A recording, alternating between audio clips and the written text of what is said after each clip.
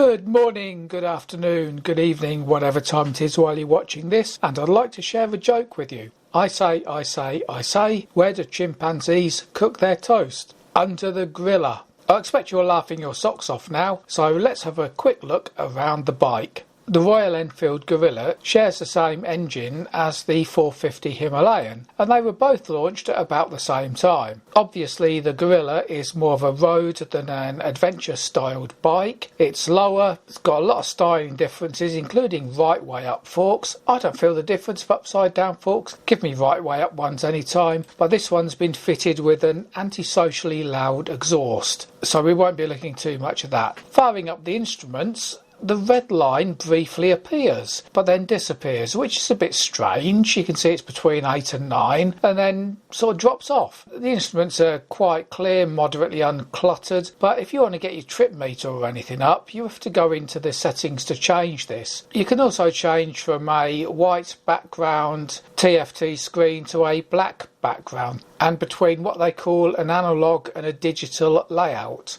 Personally, I prefer a couple of clocks, but that's just me, I'm old. It does come with a fuel gauge, that's in the middle, the smaller of the two discs. Don't know why it couldn't be a little bar graph, but there you go. Switchgear comes with the rotating rather than rocker switch for the high and low beam and the pass, which is also reflected in the start and kill switch on the other side. A little home button, a little joystick for selection of stuff on the screen. Horn button's a bit offset and looks a bit small, so I'll see how I get on with that. And a mode button here which swaps the engine from performance to eco, but you can't do that on the move, and there's a few other things you can't either. So, enough jibber jabber, let's get this bike out on the road. First thing I noticed, this has been fitted with aftermarket bar end mirrors. First bike I've ridden with bar end mirrors, and I don't like them, to be honest. The view up the road is clear. There's a small fly screen fitted to this one as well because it is a demo bike, and personally I wouldn't bother with that, but it's all personal choice. It does give it a bit more of a cafe racer styling. The other thing, the fuel cap's offset to the right hand side. It does come with the centre stand, so I'd prefer to sit in the middle, but there you go. The clock's also offset to the right, which is mildly annoying. I like a bit of symmetry in my bikes, and I'd rather that the keys were in the middle, just in front of the handlebars, and the clock was just in front of them. Or better still, two clocks, tacho and speedo. Then you can fit all the other bits in there like idiot lights and things, but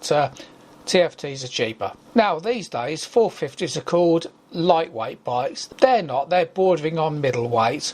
When I was a kid, back in the olden days of the 1980s, anything up to about 400cc was called a lightweight, 400 to 750 would be a middleweight, and above 750 would be called a big boy's bike. And I didn't actually get a big boy's bike until 2005. Being a modern 450, it's not as lightweight as an old lightweight bike would be because of all the fuel injection and ABS tat that's had to be slapped on them. But through town, it's a nicely mild-mannered bike, weirdly, until second gear, because it's a little bit lively and caught me out a couple of times when I was looking to get a bit of acceleration on, and it accelerated quicker than I thought it would. First, third don't do this, so just be aware of that. In second, it might be a little bit more feisty than you'd expect. Low centre of gravity, nice wide bars, all help to the handling, and yeah, through town it's a perfectly delightful bike. Getting a bit more of a mooch on and country roads with lots of twists on them. The bike seems well settled, but a couple of times, weirdly, not when I was at higher speeds but at lower speeds, the front end did feel a bit flighty, but just sort of thought, that feels a bit light, carried on going and everything was fine. So that's probably more down to me on a lone bike than the bike itself. Out on a dual carriageway, the bike will happily keep up with other traffic. It's a 40-ish horsepower engine, so there's enough oomph to keep you up to 70 miles an hour and enough acceleration to get you there in the first place. Something which my 411 Himalayan is a little bit lacking in, but hey, it's a fun bike, so I'll forgive it.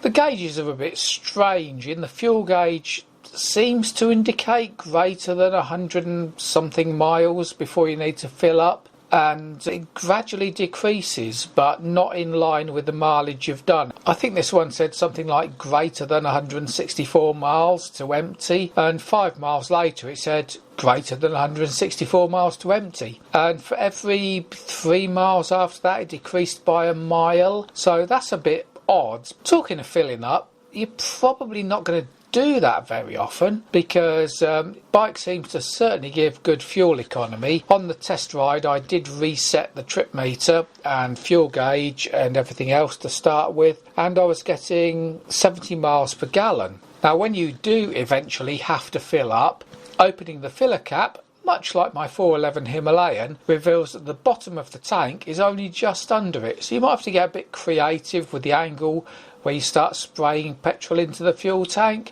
Better that than spraying it all over your legs. From being on the reserve, and weirdly, rather than counting up the number of miles since you hit reserve, it still does keep up the miles to empty. So I was pootling along thinking, oh, it's just done 20 miles on reserve. A bit later, looked down, thought, why is it saying 18 miles on reserve? So I just popped into a petrol station on the way back to drop the bike off, and put about 10 litres in. So 10 litres in 160 miles isn't bad in anybody's book. Right, so I've got to take the bike back now and give it back to Ian. So when I had the 350 Hunter out as a loan bike while mine was in, I said it's a good bike, but I wouldn't want it as my only bike. The Guerilla, if I had one bike, yeah, this would be a pretty complete bike.